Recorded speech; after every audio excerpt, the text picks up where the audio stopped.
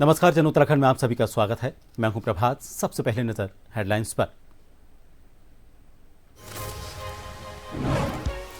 नैनीताल में morning walk के दौरान जनता से मिले सीएम धामी। सहायक सांख्यिकी अधिकारियों को सौंपे नियुक्ति पत्र।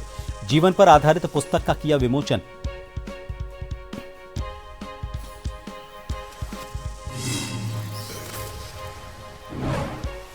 स्वास्थ्य मंत्री डॉक्टर रावत ने उपजिला अस्पताल का किया निरीक्षण। सभी वार्ड का किया दौरा। भर्ती मरीजों से जाना हाल।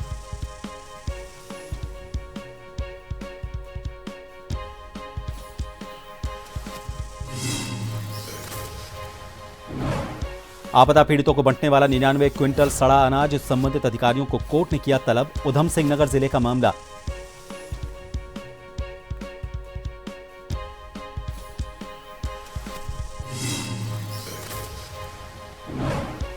लक्सर में बदमाशों के हौसले बुलंद। ऊद गांव के पास हथियार बंद अपराधियों ने व्यापारी को बनाया निशाना। 45,000 रुपए की लूट को दिया अंजाम।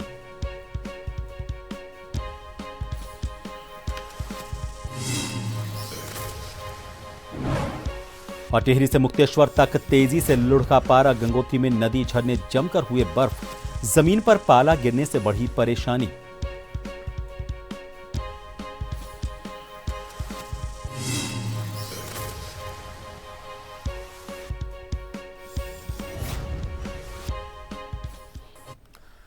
राजभवन देहरादून में आयोजित पुस्तक विमोचन समारोह में मुख्यमंत्री पुष्कर सिंह धामी के व्यक्तित्व और कृतित्व पर आधारित एक पुस्तक का औपचारिक लोकार्पण किया गया।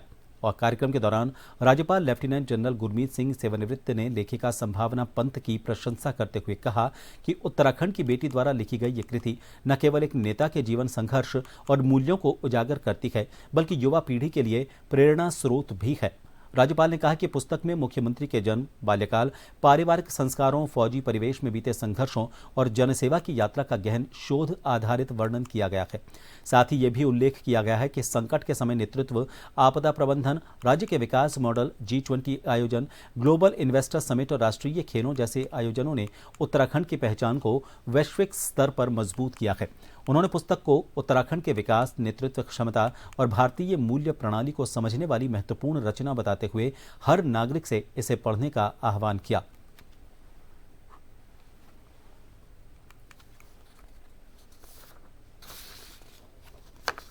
हमारे उत्तराखंड की बेटी संभावना पंत ने हमारे मुख्यमंत्री जी पुष्कर धामी जी के बारे में एक किताब लिखी है। बहुत खुशी होती है जब परिवार में से हमारी बेटी अपने साहित्य के स्टोर के अंदर में ऐसी किताबें लिखती हैं।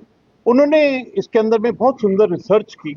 उन्होंने उनके जन्म, बाल्यकाल, पूरी जीवन की यात्रा, और स्पेशली ये इम्पोर्टेंट हो जाता है क्योंकि जो बालक जन्म लेता है एक फौजी परिवार के अंदर में, पहाड़ों में जन्म लिया है, उसके संघर्ष क्या है, किस प्रकार वो अपने जीवन में मेहनत करके अपने जीवन को सफल बनाता है, ये हम सब के लिए एक प्रेरणा की बात है। आज बहुत सबक सीखे हैं इस पुस्तक से। मैंने इस पुस्तक को डिटेल से पढ़ा है। मुख्यमंत्री पुष्कर सिंह धामी ने नैनीताल में मॉर्निंग वॉक के दौरान आम नागरिकों, पर्यटकों और स्कूली बच्चों से मुलाकात की और सबके साथ आत्मीय वार्ता की। इस दौरान उन्होंने स्थानीय चाय विक्रेता की दुकान पर चाय का स्वाद भी लिया। मुख्यमंत्री ने मानस खंड मिशन के अंतर्गत नैना देवी मंदिर परिसर में चल रहे सौंदर्यीकरण कामों का निरीक्षण किया। बताया कि मंदिर को और ज्यादा भव्य और आकर्षक स्वरूप देने के लिए 11 करोड़ की धनराशि स्वीकृत की गई है। इसके तहत कई महत्वपूर्ण कार्य तेजी से प्रगति पर हैं। इसके साथ ही मुख्यमंत्री ने मिशन के अन्य विकास कार्यों, डीएसए मैदान के सुधार, वलियानाला ठंडी सड़क पर भूस्खलन सुरक्षा कार्यों की भी जानकारी अधिकारियों से ली और संबंधित विभागों को इन सभी कामों में तेजी लाने के सख्त निर्देश दिए।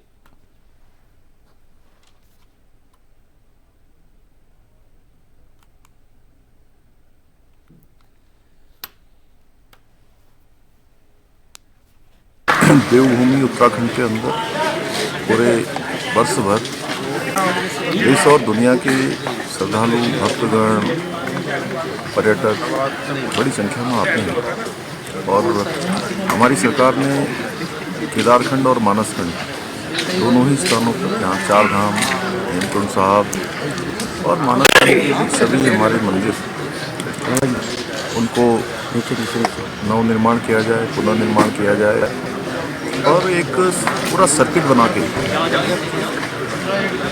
उनके सौंदर्यीकरण का काम भी किया जाए।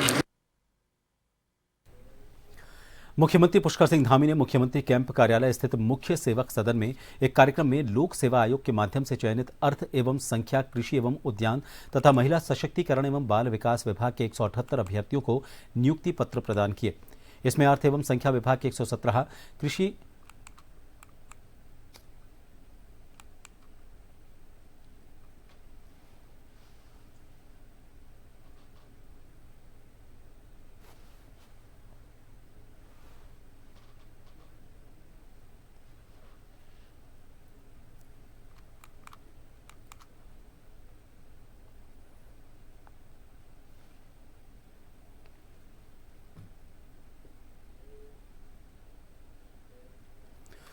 मुख्यमंत्री पुष्कर सिंह धामी ने मुख्यमंत्री कैंप कार्यालय स्थित मुख्य सेवक सदन में आयोजित कार्यक्रम में लोक सेवा आयोग के माध्यम से चयनित अर्थ एवं संख्या, कृषि एवं उद्यान तथा महिला सशक्तिकरण एवं बाल विकास विभाग के 178 अभ्यर्थियों को नियुक्ति पत्र प्रदान किए।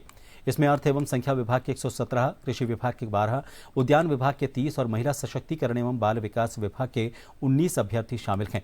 उन्होंने नवनियुक्त अभ्यर्थियों को बधाई देते हुए विश्वास व्यक्त किया कि सभी ईमानदारी, निष्ठा और समर्पण के साथ दायित्वों का निर्वहन कर उत्तराखंड को विकसित, आत्मनिर्भर व देश के अग्रणी राज्यों में शामिल करने के संकल्प को साकार करने में महत्वपूर्ण भूमिका निभाएंगे।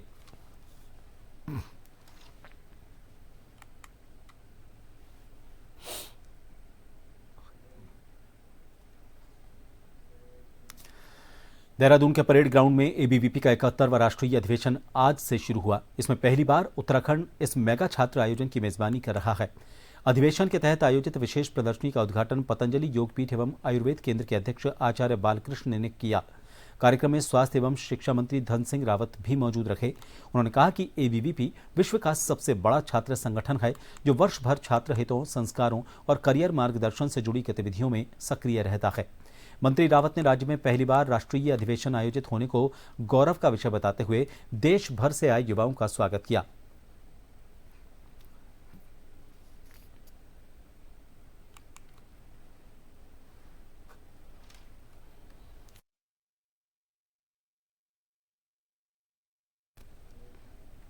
विश्व आपदा प्रबंधन सम्मेलन 2025 और उत्तराखंड राज्य विज्ञान प्रौद्योगिकी सम्मेलन 2025 के आयोजन से पहले उत्तराखंड राज्य विज्ञान एवं प्रौद्योगिकी परिषद द्वारा प्रेस वार्ता की गई। इसमें मुख्य वक्ता के तौर पर प्रोफेसर दुर्गेश पंत महानिदेशक मौजूद रहे। उन्होंने कहा कि पर्यावरण में बदलाव और प्रदेश में आपदाएं आना और उनसे कैसे निपटा जाए, उस विषय पर 3 दिवसीय सेमिनार का आयोजन किया जा रहा है। इस सेमिनार में देश और विदेश से कई वैज्ञानिक प्रतिभाग करेंगे, जिसमें कई मुद्दों पर चर्चा होगी। उत्तराखंड की भौगोलिक परिस्थितियों के कारण कई आपदाएं उत्तराखंड में आती हैं, इनसे कैसे निपटा जाए, कैसे जल्द बचाव कार्य हो और इन आपदाओं के क्या क्या कारण हैं, उन पर चर्चा होगी।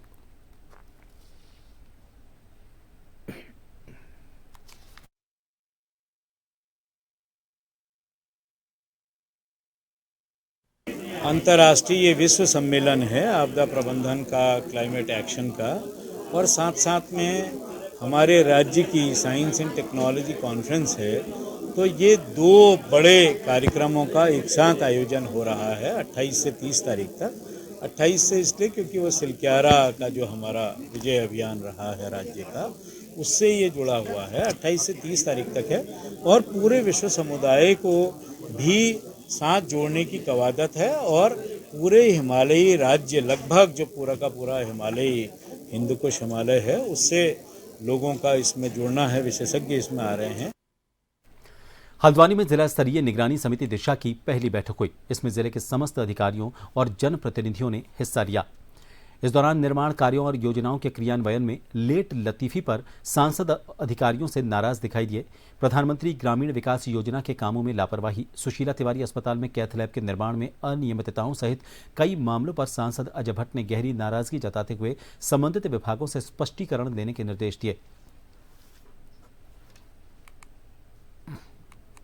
आज मंडी परिषद ने उनके जीएम समेत कई लोग अधिकारी आए थे, तो उन्होंने और यहाँ की जो सुशीला तिवारी मेडिकल कॉलेज के प्रधानाचार्य जी हैं वो भी उपस्थित थे। तो मैंने लिखित में आज रिपोर्ट है, मेरे पास रिपोर्ट है। आज जब इतनी जिद्दोजहद हम लोगों ने करी पुराने दिनों, तो लगभग 90% कार्य पूर्ण हुआ है। लेकिन अभी भी जैसे उन्होंने लिखा है कि सीलन अभी तक बनी हुई है और कहीं पर अभी सुव्यवस्थित जो तार हैं उनको और करने की आवश्यकता है। तो आज दोनों को बैठाल के बात भी हुई है, उन्होंने कहा इसको भी हम पूर्ति कर देंगे। काशीपुर नगर निगम द्वारा सफाई की व्यवस्था और बेहतर बनाने की उसी दिशा में बड़ा कदम उठाते हुए नगर निगम महापौर दीपक बाली ने 35 नए सफाई वाहनों को हरी झंडी दिखाकर रवाना किया। इस मौके पर नगर निगम पार्षद, अधिकारी, नगर निगम कर्मचारी, स्वयं सहायता समूह की महिलाएं और पर्यावरण मित्रों के साथ साथ भाजपा पदाधिकारी शामिल रहे। काशीपुर नगर निगम प्रांगण में महापौर दीपक बाली ने सभी को स्वच्छता की शपथ दिलाई। महापौर ने कहा कि इन वाहनों पर वार्ड वार वाहन नंबर, कंप्लेंट नंबर और सुपरवाइजर का मोबाइल नंबर होगा। इससे किसी भी वार्ड का नागरिक सीधे सुपरवाइजर से संपर्क कर सकता है। के रूप में जो माननीय का आयोजन किए गए हैं, हमारे युवा और यशस्वी मुख्यमंत्री माननीय श्री पुष्कर सिंह धामी जी के द्वारा विगत दिनों में आप जानते हैं कि काशीपुर नगर निगम को जो 35 नई गाड़ियाँ, हमारी सफाई गाड़ियाँ जिसमें हम लोग घर घर से कूड़ा एकत्र करेंगे, उसके लिए सौंपी गई थी, जिनको पूरी तरीके से सुरक्षित बनाते हुए, GPS से सुसज्जित करते हुए, उनके ऊपर सुपरवाइजर और कंप्लेंट नंबर लिखते हुए हमने जो तैयारी की। आज उन गाड़ियों के साथ लगभग वो हमारी 35 गाड़ी तो जो बिल्कुल अभी न्यू आई हैं और 5 गाड़ियाँ जो हमारे पास और थोड़ी सी ठीक अच्छी हालत में थी, उन 40 गाड़ियों के साथ ही साथ कचरा प्रबंधन के लिए 200 हाथ ठेले वो उसकी तैयारी कराकर और यहाँ पर अभी हैंडओवर किए गए हैं। लोहाघाट के बसंग क्षेत्र के रोतली मेहरा गांव के boxer captain Anand Singh Mehra boxing की दुनिया में एक जाना पहचाना नाम है। कैप्टन मेहरा अंतर्राष्ट्रीय और राष्ट्रीय प्रतियोगिताओं में मेडल जीतकर देश का नाम रोशन कर चुके हैं। भारतीय सेना से रिटायरमेंट के बाद कैप्टन मेहरा अब लोहाघाट में बॉक्सरों की फौज तैयार करने में लगे हुए हैं। खेल विभाग चंपावत में कॉन्ट्रैक्ट प्रशिक्षक के तहत बॉक्सिंग कोच के पद पर तैनात कैप्टन मेहरा खेल सुविधाओं के अभाव के बावजूद अपनी कड़ी मेहनत से क्षेत्र के खिलाड़ियों और बच्चों को अपनी शानदार ट्रेनिंग से बॉक्सर बनने में जुटे हुए हैं। कैप्टन मेहरा ने कहा कि लोहाघाट में अभी बॉक्सिंग की मूलभूत सुविधाएं कम हैं। खेल विभाग की तरफ से, उत्तराखंड गवर्नमेंट की तरफ से इक्विपमेंट दिए जा रहे हैं, लेकिन उसके बाद भी हमारे को कुछ एक सेट की ज़रूरत है, जो कि खेल विभाग में इसकी बात उठी हुई है और अभी तक मिल नहीं पाया है। एक सेट और एक बॉक्सिंग रिंग की ज़रूरत है, वो मिल जाए तो हमें बहुत ही अच्छा एक प्लेटफॉर्म मिलेगा, जिससे कि हमारे बच्चों का भविष्य उज्जवल होगा। बॉक्सिंग तो जब मैं 12 साल की थी तब से स्टार्ट कर दिया था, पर जब से आनंद सर आए 2022 या 23 में, तब से बॉक्सिंग में ज़्यादा इंटरेस्ट आया है और तभी से मैं खेलों में प्रतिभाग भी कर रही हूँ। अभी मैंने नेशनल तक खेला है, राष्ट्रीय खेल में प्रतिभाग करा अभी फिलहाल नैनीताल में जो हुए थे। प्रशासन से यही कहना चाहूँगी कि अगर हमें एक टीन सेट और रिंग उपलब्ध हो जाती तो हमारी प्रैक्टिस क्या पता कुछ और ज़्यादा अच्छी हो सकती थी और हम आगे और अच्छा दिखा सकते थे। स्वास्थ्य मंत्री डॉक्टर धन सिंह रावत ने उप जिला अस्पताल का औचक निरीक्षण किया। सुबह करीब 10 बजे स्वास्थ्य मंत्री डॉक्टर रावत अस्पताल पहुंचे। यहां उन्होंने सभी वार्ड का निरीक्षण किया और भर्ती मरीजों से उनका हालचाल जाना। उन्होंने मरीजों से अस्पताल से मिल रही सुविधाओं के बारे में जाना, साथ ही इमरजेंसी का निरीक्षण किया। इस दौरान उन्होंने अस्पताल में मरीजों की शिकायत पर नाराजगी जताई। इसके बाद उन्होंने महिला वार्ड का निरीक्षण किया, जहां पर उन्होंने भर्ती मरीजों से अस्पताल में मिल रही सुविधाओं के बारे में जानकारी ली। इस दौरान उनके साथ सीएमओ हरिद्वार, सीएमएस रुड़की और अस्पताल का स्टाफ और भाजपा कार्यकर्ता मौजूद रहे।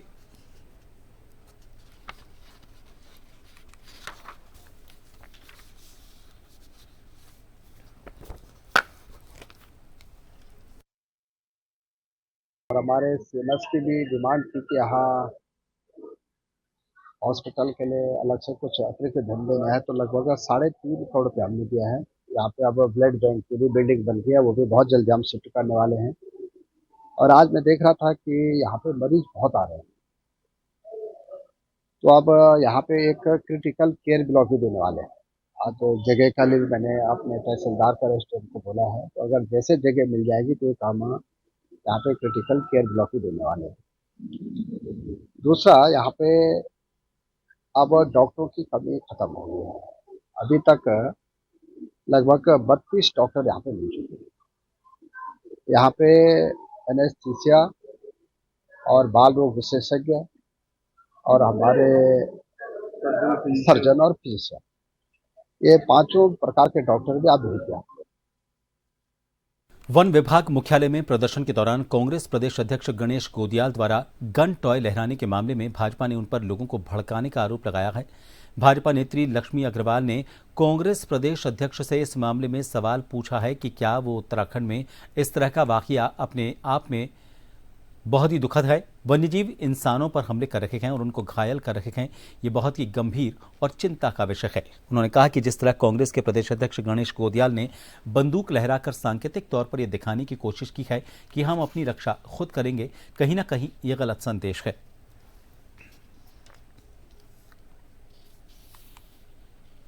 देखिए, ये वैसे अपने आप में बहुत ही दुखद है कि जिस तरह से वन्य जीव जो है वो इंसानों पे हमले कर रहे हैं, उनको घायल कर रहे हैं। ये बहुत ही गंभीर और चिंता का विषय है। लेकिन जिस तरह से वैसे कांग्रेस यहाँ पे मुख्य विपक्षी दल है और जिस तरह से गोदियाल जी ने बंदूक सांकेतिक मतलब एक लहरा के ये दिखाने की कोशिश की है कि हाँ, हम अपनी रक्षा खुद करेंगे, तो कहीं ना कहीं ये एक गलत मैसेज है। उनको अपने जो सुझाव हैं, अपने जो ये जो समस्या है, इसका हल के लिए माननीय मुख्यमंत्री जी को अपने सुझाव देने चाहिए और वो निश्चित रूप से इस पे अमल भी करते। लेकिन इस तरह से पब्लिकली बंदूक लहरा रहे हैं, कहीं ना कहीं ये असंवैधानिक क्रिया है और इस तरह से नहीं होना चाहिए। प्रदेश की राजनीति में आरोप प्रत्यारोप तेज हो गए हैं। कांग्रेस प्रदेश प्रवक्ता प्रतिमा सिंह ने भाजपा पर जनता के मूल मुद्दों से ध्यान हटाने का आरोप लगाया है। उन्होंने कहा कि वो विषय जिसे कांग्रेस प्रदेश अध्यक्ष गणेश गोदियाल ने उठाया और जो आम लोगों की परेशानी से जुड़ा हुआ है, भाजपा लंबे समय से नजरअंदाज करती रही है। प्रतिमा सिंह ने भाजपा नेताओं के पुराने विवादों और बयानों का हवाला देते हुए कहा कि पार्टी अपनी आंतरिक समस्याओं को छिपाने की कोशिश कर रही है।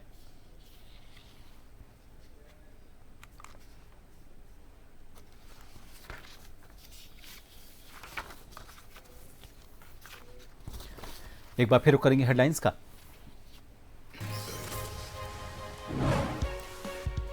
नैनीताल में मॉर्निंग वॉक के दौरान जनता से मिले सीएम धामी। एक कार्यक्रम में सहायक सांख्यिकी अधिकारियों को सौंपे नियुक्ति पत्र। जीवन पर आधारित पुस्तक का किया विमोचन।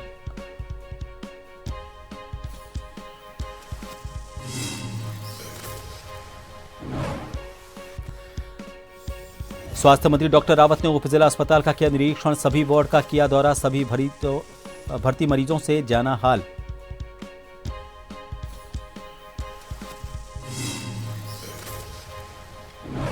आपदा पीड़ितों को बंटने वाला 99 क्विंटल सड़ा अनाज। संबंधित अधिकारियों को कोर्ट ने किया तलब। उधम सिंह नगर जिले का मामला।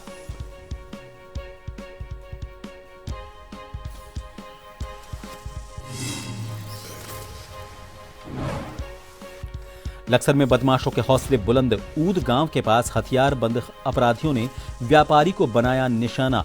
45,000 रुपए की लूट को दिया अंजाम।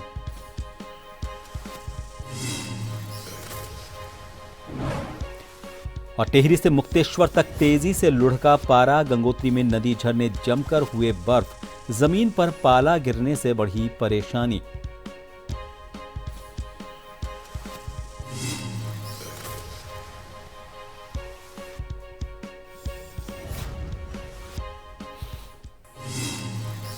और फिलहाल के लिए इस बुलेटिन में इतना ही। नमस्कार।